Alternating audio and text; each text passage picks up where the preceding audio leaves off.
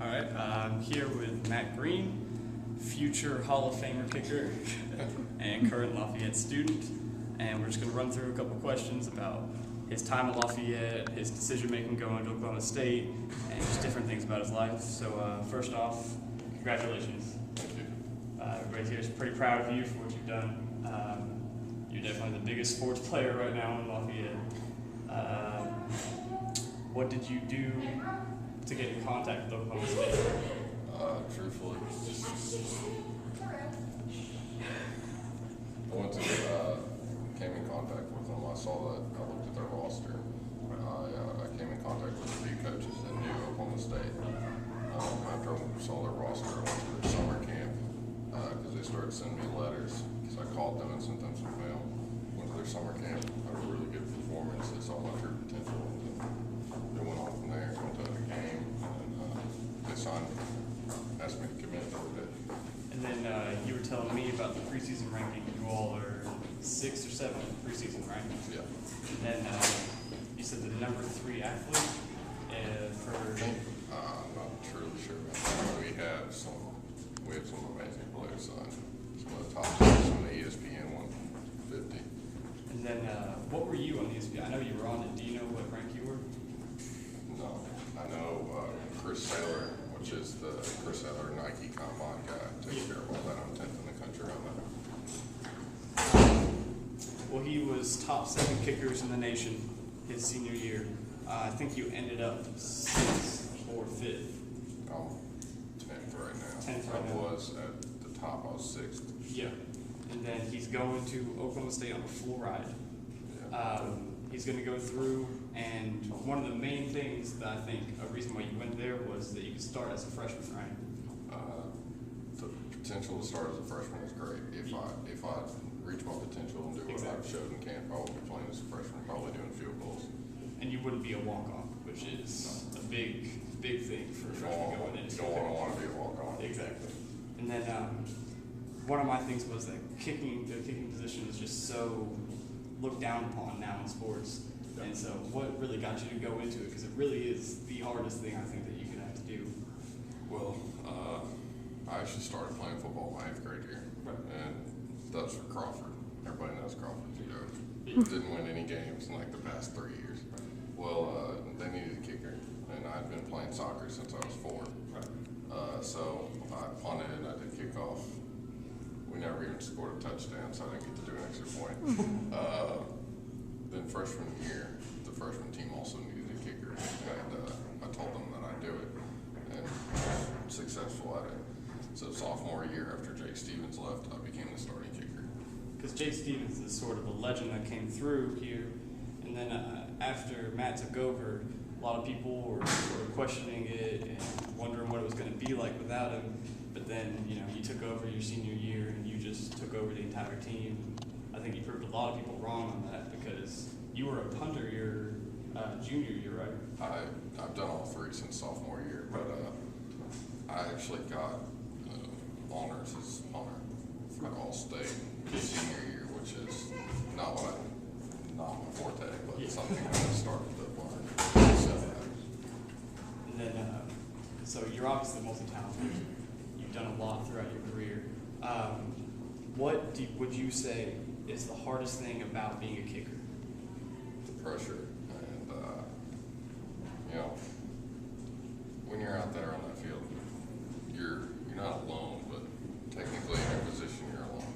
You do have the snapper, the holder, and the line that block for you, but when it comes down to it, you put it through the field goal post every time. Something goes wrong, there's only one person playing. That's you. Kicker always gets one. Exactly. And then, what's your big thing? You're being iced. It's the last second in the game. You have to get a point. What do you do to stop that pressure from taking over? I mean, it's something I've done thousands of times. Just go out there, clear my mind, think about putting it through the goalpost, and then truthfully, in my mind, I kind of black out. I don't hear anything, I don't see anything except for that ball put down on the tee, and then I go. A lot of people pick one thing to look at, and they sort of angle their kick off of that. Do you do anything like that, like staring in between? I pick something far up and beyond the target, right in between the goalposts, and then I aim at that. It's obviously working for you. We had a real great year this year. Where did we end up in the playoffs? Wasn't it Third round. third round? Farthest in 25 years. Exactly. And the last game was an unfortunate game, but went out with a couple highlights. Yeah. Were you involved in this scrimmage that happened at the end? No. Or was it- No. That to me would have been a bad idea. Exactly. I had scholarships on the line and didn't need to be fighting with everybody. Exactly. Fight broke out, and it's a show of professionalism to not go out there and participate, even though I'm sure you wanted to. I mean, a lot of the fans wanted to, so I wanted to. it's a good show in blocking out pressure, just good professionalism, not choosing to be that childish going through it. Just anything that you're looking forward to going to Oklahoma State over something else? My major is actually their hotel and restaurant management, which is something I'm very excited for. They're fifth in the country for that program. That's pretty amazing that I get to go on a full ride to one of my favorite programs in the country. So it wasn't just about the sports, it was about your education too. Definitely. And then when you come out and you get your degree, you'll have that always to fall back on because you never know what could happen. You know, I could get hurt the first day I get there freshman year. Exactly. Hopefully that won't happen. Fingers knock on wood. Yeah. Fingers crossed. Anything else that really appealed to you? The communication between you and Oklahoma State staff, anything like that? There's a coach there, Coach DeForest, who's the special teams coordinator and also does the secondary. But mainly kickers. He's at a Lou Groza Award, which is the best kicker in the country. Also a Ray Guy winner, a Ray Guy finalist. No coach has ever had a kicker win both. And he's very intent on making sure that he makes the kickers reach their true potential. And I love talking to him. He called me all the time. Called me when he needed to. Yeah. And he was fun to talk to. And he took care of me. And so actual communication between you and somebody like that is kind of special because usually, when somebody's being drafted, especially as a freshman, they just sort of send them letters back and forth and they try to keep it real simple. The fact that you could actually talk to the person that you would be directly influenced by, I think, has to be something that's kind of special. Yeah, because I'm going to be spending the next 4 years with him. And he's been there for 11 years already, so he knows the program. And he said he'll take care of me and make sure I get to the NFL. Okay. He said is the goal. The last bowl they went to was the Alamo Bowl, Yeah. and then before that was the Cotton Bowl. A while ago, but not. I think 2 years ago was Yes. the Cotton Bowl. So it's obviously, They've been in the bowl game the past 5 years. it's a high progressing team. Yeah. You're going to go through and you're going to have a chance to do something great throughout it. And how long do you plan on staying? Do you know? If I stay 4 years, I stay 4 years. If they said if something happens, I can burn my redshirt year, and then I'll have 5 years there to play 4. But hopefully I do 4 straight off from the beginning. Hopefully maybe into the NFL after that. Yeah. One of the big things that you said when we were talking earlier was that when you went there was like kind of an audience there to watch you all practice, and you kind of felt sort of famous about the whole thing. Yeah, when we went through the official visit, sometimes there'd be people watching, Right. and you could tell that they knew this was the new Oklahoma State recruits. And there was a couple people, they were working out in one of the community centers that we went into, and they just stopped and were like, "Those kids are huge."